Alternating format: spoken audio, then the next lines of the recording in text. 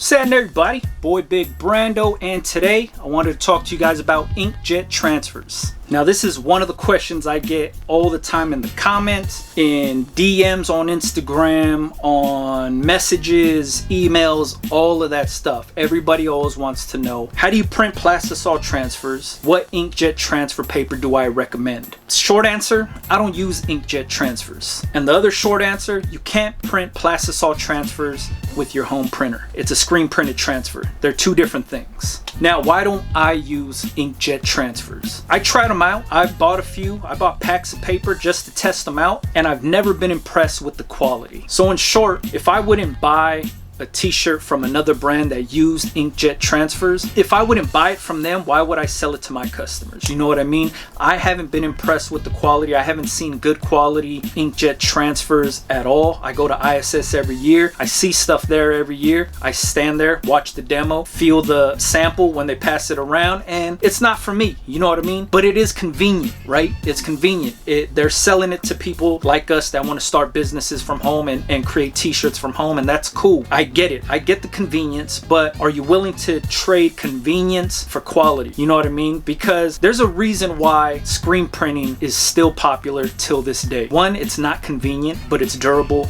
and the quality is spot on. But you have all these other people coming up, and I'm pretty much going to get a ton of backlash from everybody talking, hey man, I use inkjet transfers, is the best. If you use them, that's cool. If that's your thing, by all means, that's cool. Me personally, I don't use them. The reason I don't use them is because I don't like the quality. Now, there's going to be a lot of people like, oh, it's because you don't use this brand and you don't do this. I've seen them all. I go to ISS every year, and every year I stand there and watch the demo, feel the sample, and I'm unimpressed. Same goes for printable vinyls, the weedless paper, all of that stuff. I see it, I feel the sample, I do not like the quality. It's not something I want to offer to my customers. So I stay away from it. When people tell me what's the best this, what's the best transfer paper to get, what do I recommend, I always say I don't use them. I can't say good or bad things about them because I don't personally use them. The only things I talk about are stuff that I use daily. That's the only things that I'm gonna let you know, like, this is cool, this is not cool, because I use this daily. Same thing goes for like the Cricut versus the Cameo. People will say, hey man, is the Cricut good? I don't know. I don't use one. I can't say good or bad things about it because I don't use one. But if you ask me about the Cameo, I'll tell you the Cameo's perfect, man. Does everything I need it to, and I could recommend that all day long. I'm gonna tell you guys what I use and what works for me. That's all I could do. That's my own honest opinion. Is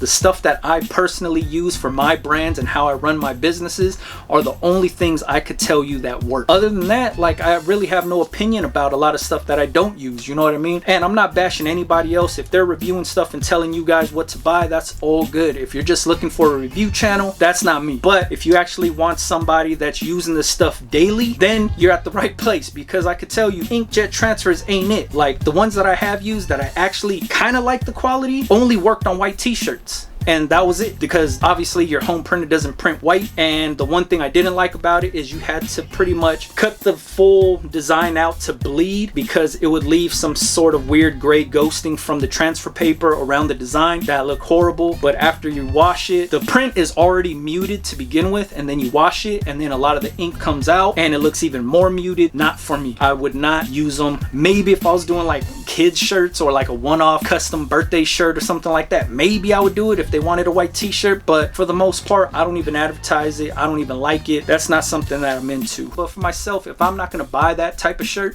I'm not going to sell that type of shirt. You know what I mean? So hopefully that works. If you did want to know what I use plastisol transfers, man. Screen printed transfers. Screen printing has been tested, tried and true. It works. It's durable. The print is clean. Everybody uses it. I use a screen printed transfer. Those are the only transfers that I use. Plastisol transfer, screen printed transfer. That's what I use for every single business, every single brand that I run personally. If you wanted to know what plastisol transfer companies that I use, check out the list on bigbrando.com. www.bigbrando.com. Click on the list. Every single transfer company that I use, single color, multicolor, custom neck labels, all of that stuff. Every single transfer company that I use is in that list if you wanted to see what I use. All right. If you're still trying to convince me on why I need to use inkjet transfers, leave it in the comments. If you had a bad experience, good experience, whatever it is, leave it in the comments. I go back and forth with everybody. All right. Catch you guys on the next one.